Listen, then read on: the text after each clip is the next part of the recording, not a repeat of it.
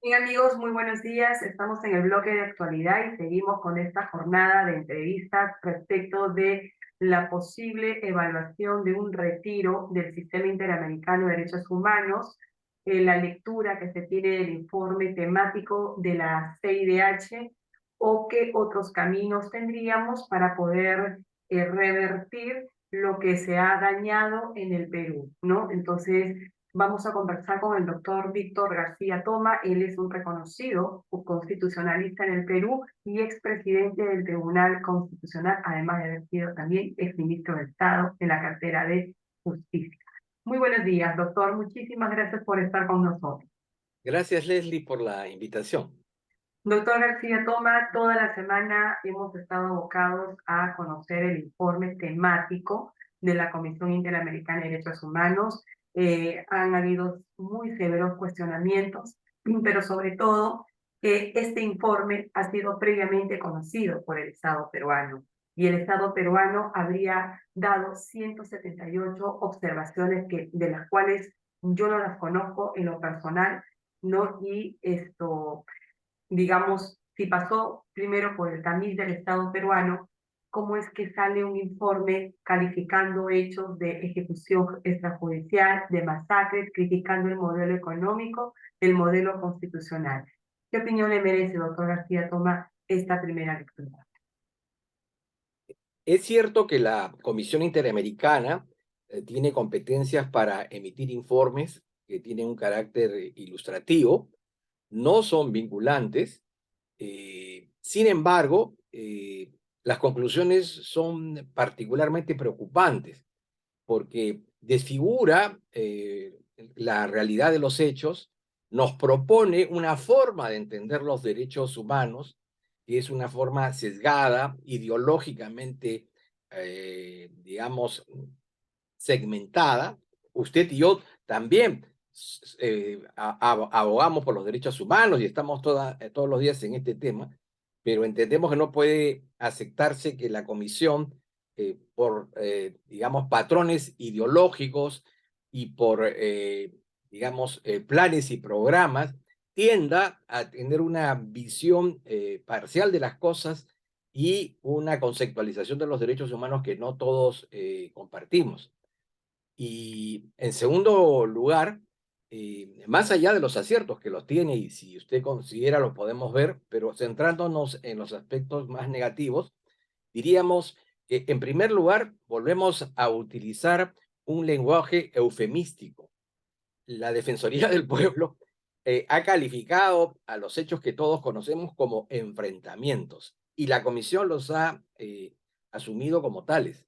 No son enfrentamientos, son ataques a la Policía Nacional y a la Fuerza Armada. Son delitos, son los delitos de violencia y resistencia a la autoridad, que están tipificados y calificados como tales en nuestro Código Penal adjetivo. La comisión nos vuelve al pasado y nos habla de conflicto armado interno para explicar los sucesos de violencia entre los hechos 80 y 90. Ningún conflicto armado, terrorismo, tal como lo prevé nuestra legislación y que hoy es objeto de un delito de condena internacional. Así que ni enfrentamiento ni conflicto, ¿no? Luego, utiliza, si bien es cierto, en términos condicionales, algunos conceptos muy graves. Imputa, y esto seguramente va a tener alguna trascendencia política en las próximas semanas, porque va a haber grupos violentistas que se tomen de esta frase y sostiene que se han producido ejecuciones extrajudiciales. Para que se produzca una ejecución extrajudicial, tiene que haber un homicidio que ha sido realizado de manera premeditada. Es decir, que las fuerzas del orden recibieron una directiva o alguno de sus miembros salió, ¿cierto?, con la clara intención y el claro objetivo de ir a matar en el contexto de estos actos de violencia. Y eso no es cierto, ¿no? En segundo lugar, califica de masacre. La palabra masacre no es un concepto jurídico. Extraña que en un informe se utilice una expresión de esta naturaleza, pero que no es gratuita, Leslie, porque la palabra masacre se asocia a genocidio. ¿no es cierto? Entonces lo que nos está queriendo decir el informe que en el Perú se ha cometido un acto de genocidio y que este acto de genocidio habría sido practicado por personas uniformadas que pertenecen a las zonas de Cucho, de Ayacucho, de Huancavelica, es decir, que efectivos, digamos, oriundos de la zona o racialmente, digamos, de los pueblos originarios han matado a otros miembros de esos pueblos originarios. Eso realmente es una aberración y es un asalto, es un agravio y un insulto. Pero además, Leslie se entromete digamos, en la vida de nuestro país. Nadie le ha pedido que califique si nuestro modelo económico es bueno o es malo. Todos los índices económicos dicen desde que se ha implementado el modelo de economía social de mercado, se ha producido el desarrollo económico y se ha bajado el nivel de pobreza en el Perú. Pero así no lo fuera, ese no es un tema que deba interesarle a la comisión, ¿no? En segundo lugar, se entromete en los temas de la elección del defensor del pueblo, el de que el Congreso debe abstenerse de dictar legislaciones en relación al sistema electoral, que tenemos que promover cambios en lo que se refiere a la acusación constitucional, a la vacancia. Es decir, se va del marco de lo que es propiamente el informe de la situación de los hechos originados a partir del golpe de Estado de Castillo, situación que claramente describe. Y por último, Leslie, permítame, existe en el informe de la propia comisión del año 2019, donde se habla sobre el derecho a la protesta, que la protesta tiene un límite. Y ese límite es cuando existe un estado de excepción. En ese informe del año 19 se establecen los criterios o condiciones para que un estado aplique el estado de excepción. Ni una sola línea para determinar si el estado empleó bien o mal el régimen de estado de excepción. Y no lo dice porque si estableciera que era necesario, era oportuno, era imprescindible el estado de excepción por la gravedad de los hechos de violencia con tintes subversivos, eso implicaría que la actuación, digamos, desaparece el derecho de protesta, porque no pueden coexistir el estado de emergencia y el derecho de protesta, porque si hay un régimen de excepción que restringe los derechos de libertad de reunión, ¿cierto? Y libertad de tránsito, en consecuencia no puede haber protesta. No lo dicen porque con eso se les cae todo ese castillo de naipes que han construido por razones ideológicas, ¿no? Doctor García Toma, a su análisis, para ir de frente a ver si evaluamos o no la salida del sistema interamericano de derechos humanos. Eh, con todas estas observaciones, y fíjese que es un informe solo temático, no es un informe de fondo. El Así Estado es. no ha sido procesado dentro de la comisión. No ha habido un caso que denuncie presuntas violaciones de derechos humanos contra el Estado peruano. Sin embargo, tenemos un informe temático que parece más un informe de fondo.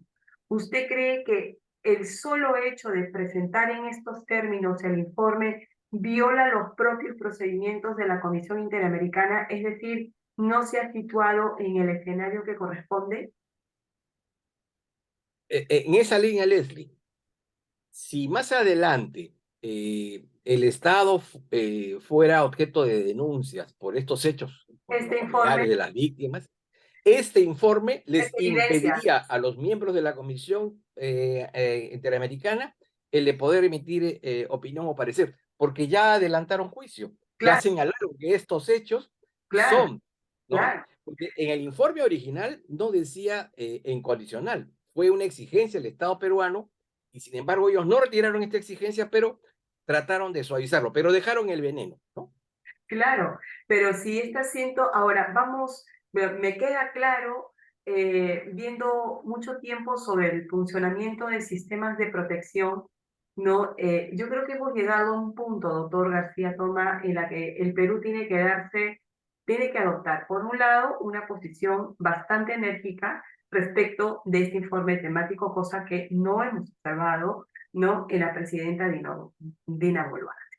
más bien ha hablado de ejecución de las recomendaciones, ¿no? Entonces, ¿cree usted, doctor García Tomás, que ha llegado el momento de reevaluar seriamente nuestra relación con el sistema interamericano? Es decir, ¿para usted debemos salirnos del sistema o debemos plantear alguna voz de protesta o exigir ante la Asamblea General de la OEA o Consejo Permanente de la OEA que esta situación se revierta o vuelva a ser el sistema interamericano que fue creado para proteger derechos?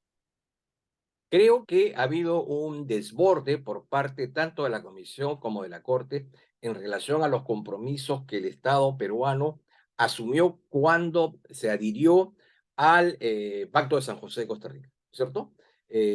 Por ejemplo, esta idea del principio de convencionalidad, ¿cierto? Eso no está en el tratado. En consecuencia, nos está obligando, ¿no es cierto?, a aplicar una regla que nosotros no hemos convenido para ingresar. En segundo lugar, creo que eh, entendiendo de que el sistema es bueno, que hay que volver a sus causas normales, sí se requiere mejorar de manera sustantiva los procesos de selección. Y aquí es básicamente un compromiso y una responsabilidad de todos los estados, miembros del pacto, que están descontentos. El nivel de incumplimiento de las sentencias de la Corte es muy alto.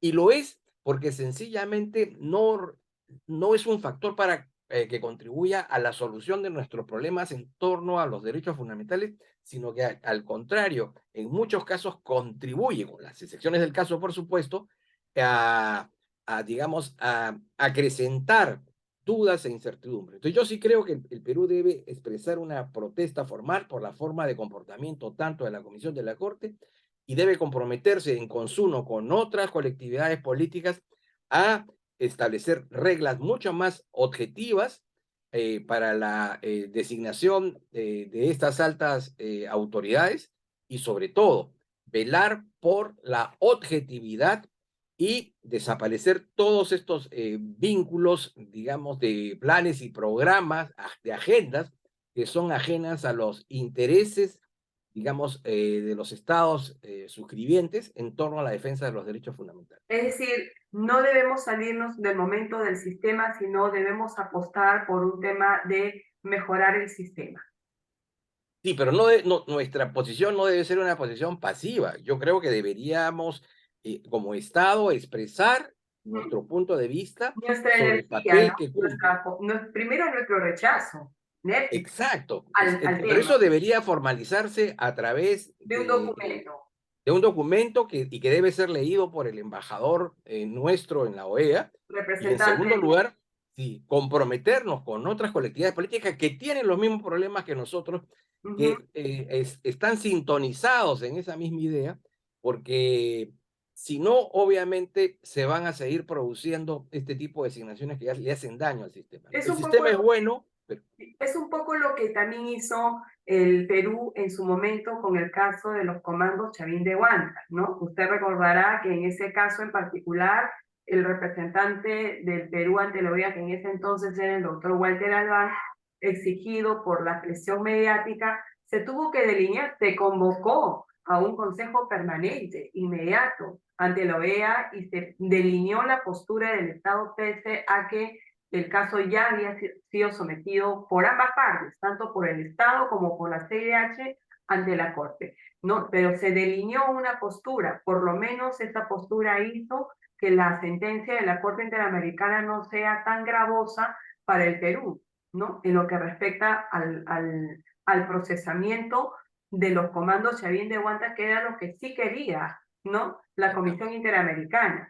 Más o menos parecido a ese acto, ¿no? Pero en esta circunstancia es general, doctor, ¿no? sí, pero además, Leslie, ya acabar con debe plantearse en esos documentos de que los peruanos no podemos permitir este doble estándar en relación a las vidas de los terroristas que merece respeto por su sola condición de personas, pero que son, pero que no se produce el mismo interés cuando se trata de policías, de militares, de funcionarios públicos, de ciudadanos y comunes y corrientes, como han sucedido en actos recientes, que en estos actos de protesta y de subversión han fallecido por acción directa o indirecta, pero para ellos no hay, digamos, la misma importancia, ¿no?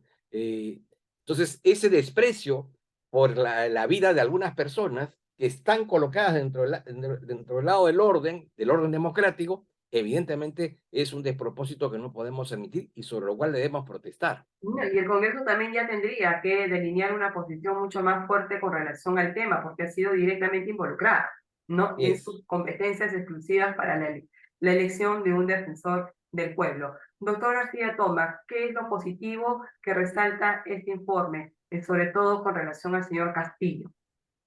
Sí, creo que el informe tiene la virtud de señalar que en el Perú se produjo un autogolpe que colocó al señor Castillo fuera del marco constitucional.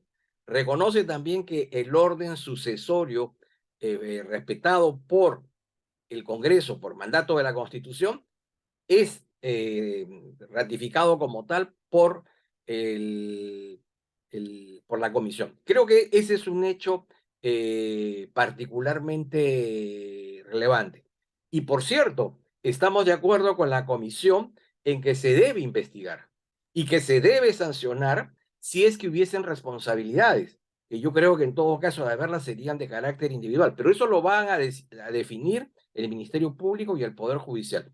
Pero de acuerdo con que evidentemente exista transparencia en este proceso de investigación y de eventual sanción. Pero de ahí a saltar una conclusión de que ha habido masacres, que ha habido ejecuciones extrajudiciales, eh, sobre todo, se introduce el problema, el tema étnico como si fuera el leitmotiv de la protesta. Falso.